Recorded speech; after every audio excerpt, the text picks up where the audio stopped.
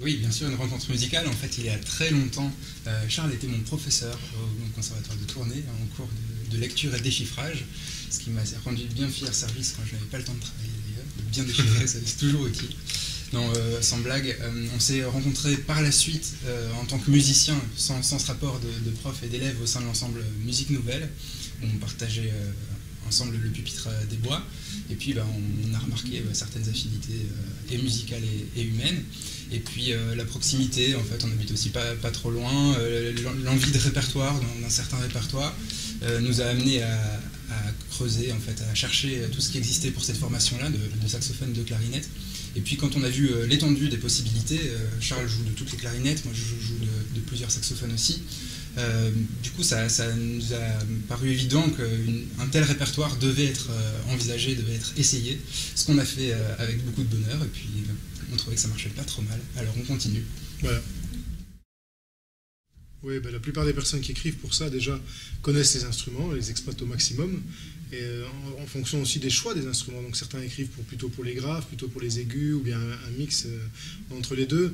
Donc c'est vraiment la volonté des compositeurs d'écrire spécifiquement pour ces instruments-là. Et donc, d'où le bonheur des interprètes, c'est de pouvoir justement exploiter ce potentiel du compositeur dans ses œuvres. Donc le répertoire est assez inédit, insolite. Alors il y a toute une série d'œuvres composées pour la formation, mais on a aussi l'occasion de faire des transcriptions et d'arranger un petit peu certaines pièces pour notre duo, pour avoir une identité un peu différente. Toujours assez insolite quand même. D'où le nom, justement, Upsilon. Oui, absolument, parce que en fait, l'idée est partie de cette ambiguïté en fait, qu'il existe entre le saxophone et la clarinette. Il faut savoir qu'Adolphe Sax a développé le saxophone à partir de recherches sur la clarinette basse, précisément, que Charles tient dans les mains, je vais y arriver. Du coup, il y a forcément une parenté entre ces deux instruments-là, et ça nous a fait penser, vous connaissez cet instrument, l'holos grec, appelé holos double, qui est un instrument à vent, joué par un seul instrumentiste, mais justement avec deux tubes joués par le même instrumentiste, et qui avait la particularité de développer en fait différentes harmoniques, des partiels, des différentiels, avec les deux notes en fait, qui sortaient de chaque tube, se formait une troisième, un résultat global. Et on s'est dit que nous on est deux bien sûr, mais on a très vite remarqué ça, particulièrement quand on joue dans l'aigu, ce mélange, cette apparition d'une troisième voix. Donc je pense que deux, oui, mais deux est tellement ambigu que finalement ça ne forme qu'un. D'où cette image, cette identité du Y, ce I a deux embranchements. Et en plus, une des pièces phares du répertoire, c'est Schizophrénia du compositeur français Yann Robin, qui traite aussi justement sur toute la schizophrénie entre deux êtres. Et à un certain moment dans la pièce, même à plusieurs moments, on a une perte d'identité individuelle parce qu'on ne sait plus qui joue quoi, on ne sait plus qui fait quoi, tellement les deux sons se mêlent.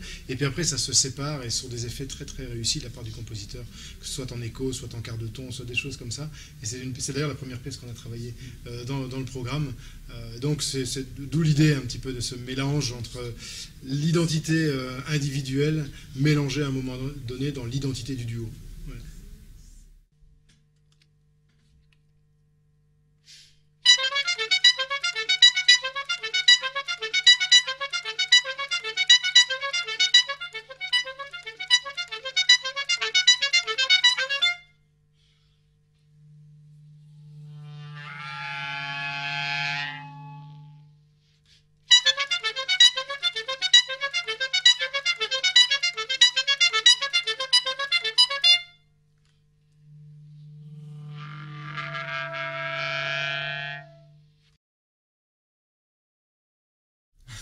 Disons que moi j'ai remarqué souvent en concert que c'est une chance qu'on a en fait, à la fois en tant que clarinettiste, à la fois en tant que saxophoniste, de pouvoir aborder ces instruments qui sont les mêmes. On peut les jouer directement.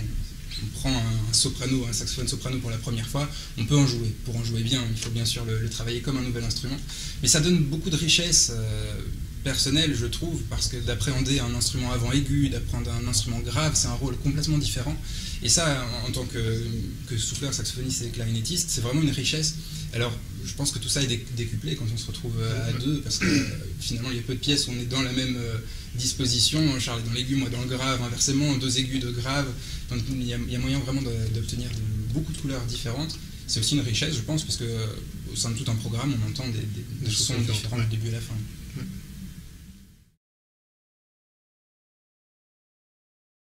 Je pense que l'idéal n'existe pas, en fait. Moi, ce qui m'intéresse, justement, c'est de voir comment ces pièces s'imbriquent ensemble pour former un puzzle plus large, un programme complet.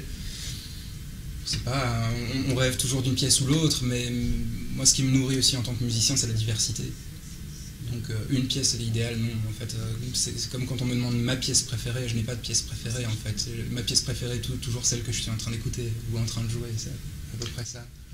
Maintenant, c'est vrai que peut-être qu'avec le temps, certains compositeurs pourraient écrire pour nous, en nous connaissant, nous, en tant que duo, en connaissant notre manière d'aborder les différents instruments graves aigus, et peut-être que l'idéal pourrait être un compositeur que nous affectionnons particulièrement, qui aime bien ce qu'on fait, et qui écrit spécifiquement en exploitant justement ce qu'on est capable, ou là où on peut éventuellement être vraiment efficace pour avoir un rendu optimal par rapport au souhait d'un compositeur. Ça pourrait devenir une pièce idéale, mais à l'heure actuelle, on puise déjà dans ce qui existe.